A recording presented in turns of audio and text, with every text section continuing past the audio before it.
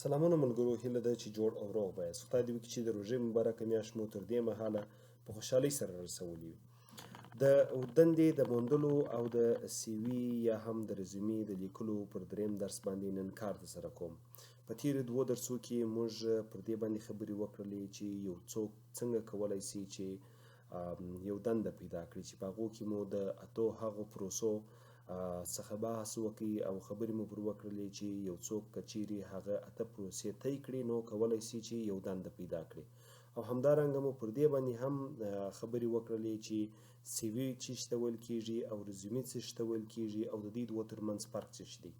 نن راځو پر سی وي باندې کار کوو، ځکه چې کله موږ سی وي ولرو نو د سی وي څخه بیا موږ کولی سو چې رزومې هم جوړه کړو، ځکه سی وي چې د هغه یو ان ډیپت ډاکومنټ دی، یو ډیر ژور ډاکومنټ دی چې مکمل د یو شخص د ژوند د تعلیمي او همدارنګه د تجربې اړوند معلومات پکې راځي او د هغه څخه وروسته بیا کولی سو چې موږ د سی وي څخه رزومې هم جوړه کړو. نو راځو نن سوال دا دی چې what should a CV include، یعنی په یو سی وي کې باید څه شي راسي. پر دې باندې نن راځو خبرې. لومړی یو ځل بیا غواړو چې پر سی وي باندې خبره وکړو چې سی وي څه شي ده. what is curriculum vitae، یعنی سی وي څه شي ته ویل کېږي. literally meaning the course of one's life. سی وي د یو شخص د ژوند جریان ټوله د ځان سره لري، یعنی موږ په یو سی وي کې کولی سو چې خپل د ژوند ټوله جریان، که تعلیمي وي، که هغه مسلکي وي، که هغه زموږ د مهارتونو او د وړتیاو اړوند وي، موږ کولی سو چې په سی وي کې ځای پر ځای کړو. اوس په سی وي کې کم معلومات باید راسي. پرسنل ډیټیلز باید راسي، شخصي معلومات، ایجوکیشن تعلیم باید راسي، کم ته د تعلیم سطح زموږ د څونه ده هغه باید پکې ولیکو. کوالیفیکیشن کومې وړتیاوې موږ لرو هغه باید پکې راسي. ورک ایکسپیرینس مو پکې راځي او هابیز اینډ انټرست او عادتونه او ذوقونه موږ کولی سو چې په سی وي کې ځای پر ځای کړو. کله چې تاسې پر دې معلوماتو باندې تمرین کوئ نو تاسې لکه دغه عکس چې دلته ما درته ایښی دی، تاسې په یو ورقه راواخلئ، پر هغې ورقه باندې اول خپل ټوله پرسنل انفارمیشن، تعلیم، کوالیفیکیشن، ورک ایکسپیرینس او همدارنګه خپل هابیز او انټرست داسې پر یو ورقه باندې ولیکئ، د دې تر مخه چې کمپیوټر ته ورسوئ.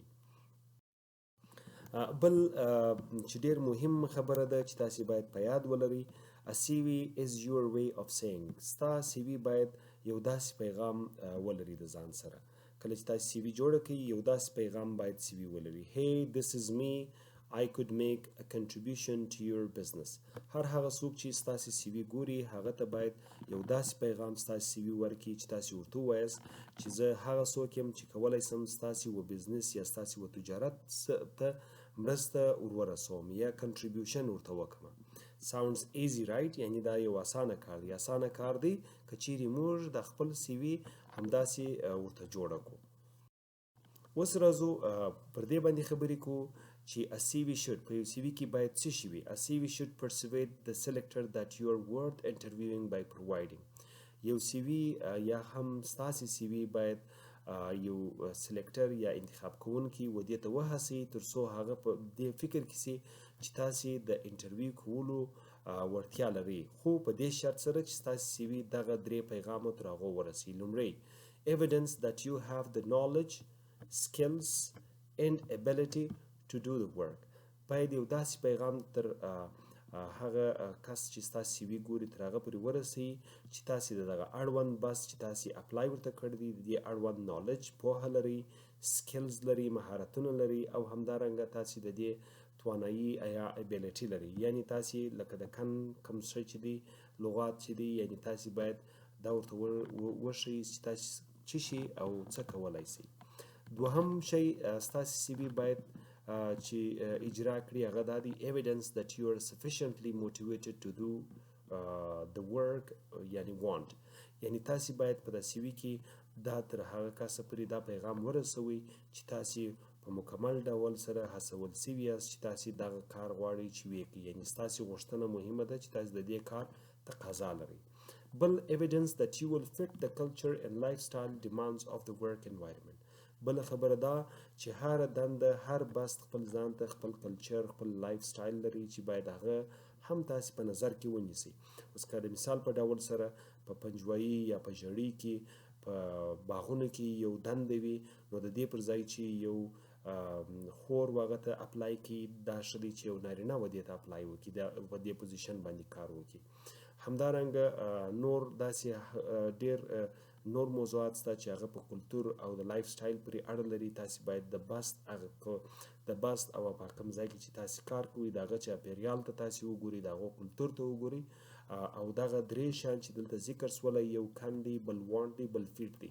ستاسې سی وي باید دغه درې پیغامه تر هغه سلیکټره پورې ورسوي. بل while writing CV consider، کله چې تاسې خپل CV لیکئ دغه ځینې مهم پوینټونه باید تاسې په نظر کې ونیسئ. لومړی an average just 8 seconds to sell yourself to a potential employer. یعنی دا ډیره مهمه خبره ده کله چې یو سلیکټر او یا هم ریکرویټر ستاسې سی وي ګوري، هغه باید په 8 ثانیو کې د دې فیصله وکړي چې تاسې د دغه پوزیشن لپاره فیټ یاست. ځکه هغو کسانو ته په زرهاو سی ویانې راځي او د زرهاو سی ویانو باندې دوی نسي کولی چې په ساعتو وخت تېر کړي چې ټوله سی وي وګوري. په یوازې په 8 ثانیو کې باید ستاسې سی وي، تاسې د خپل سی وي د لارې څخه خپل مهارتونه پر هغو باندې خرڅ کړئ. بل ډیره مهمه خبره بی کلیر، کله چې تاسې سی وي لیکئ باید ډیر معلومداره هر هغه څه چې تاسې لري، هر هغه وړتیاوې، مهارتونه او تجربې تاسې لري، هغه په ډیر صفا او شفاف ډول سره باید تاسې خپل په سی وي کې ورسوئ. او بل do not underplay your skills. ځینې کسان ډیر ښه مهارتونه لري خو دوی نسي کولی چې دغه مهارتونه خپل په سی وي کې ځای پر ځای کړي، نو تاسې باید خپل مهارتونه په سی وي کې ځای پر ځای کړي، او همدارنګه دغه ستاسې مهارتونه باید تر دغه سلیکټره پورې په ډیر معلومداره ډول سره ورسیږي. او do not lie or exaggerate. اکثره خلک خپل په سی وي کې درواغ وایي، یعنی کم څه چې دوی نه لري دوی هلته ورته رسوي چې دوی لري. د مثال په ډول سره یو وخت په یو سازمان کې ما کار کوي، هلته موږ یو نفر څخه انټرویو واخیستله، نو هغه نفر عمر دغه 23 یا 24 کاله و، خو ده په یو بست کې لیکلي و چې زه 12 کاله تجربه لرم. کله چې موږ 12 کاله د عمر څخه منفي کړله، دی د 11 یا 12 کالو و، چې دا خپله درواغ دی. یو 11 کلن 12 کلن شخص نسي کولی چې په یو سازمان کې یا هم یو ځای کار وکړي، نو باید دغه درواغ ونه ویل سي، څه چې حقیقت یې هغه باید وویل سي. just be honest, be yourself. یعنی تاسې باید ډیر honest یا د رښتیا ویونکي واوسیږئ، او څه چې یاست باید تاسې هغسې واوسیږئ. اوس راځو پر دې باندې خبرې کوو what should a CV include. په یو سی وي کې باید څه شي راسي؟ په یو سی وي کې باید 7 عنوانه راسي، او تر دغو 7 عنوانو لاندې باید ستاسې معلومات ذکر شوي وي. لومړی پرسنل ډیټیل، ستاسې شخصي معلومات باید راسي. دوهم اوبجیکټیو یا پروفیشنل پروفایل، ستاسې مخې باید په سی وي کې راسي. Education and Qualifications، ستاسې تعلیم او ستاسې وړتیاوې باید راسي. ورک هیسټوري، ستاسې کاري تجربه یا ستاسې د کاري تجربې تاریخ باید راسي. او انټرست ان اچیومنټ، ستاسې علاقه، ستاسې لاسته راوړنې باید راسي. سکل، ستاسې مهارتونه باید په سی وي کې راسي. او ریفرنسز چې دا وروستی عنوان دی، تر دې عنوان لاندې 3 داسې کسان باید تاسې ذکر کړئ چې هغه کسان ستاسې په اړه معلومات لري. end of third session. نو دا د دریم درس پای و. دریم درس کې مو دغه موضوعات وویله. خدای دې وکړي چې دا موضوعات ستاسې د خوښې وړ ګرځېدلي وي. په راتلونکي به پر نورو موضوعاتو، کوم موضوعات چې موږ ذکر کړله په یو سی وي کې چې راځي، هغه 7 عنوانه، پر هغو هر عنوان به جلا جلا ډول په عملي ډول سره کار کوو، خبرې به پر کوو چې باید څه شي پرکې ولیکل سي. نو تاسې دغه درس د سره تر پایه پورې ووایاست، او همدارنګه دغه چینل هم در سره سبسکرایب کړئ ترڅو نور درسونه هم زه په پښتو سره درته جوړ کړم او تر تاسو پورې در ورسوم. نو د راتلونکي درسه پورې مو پر الله پاک سپارم. خدای مو مل شه، ښه وخت، ښې چارې، ښه ژوند.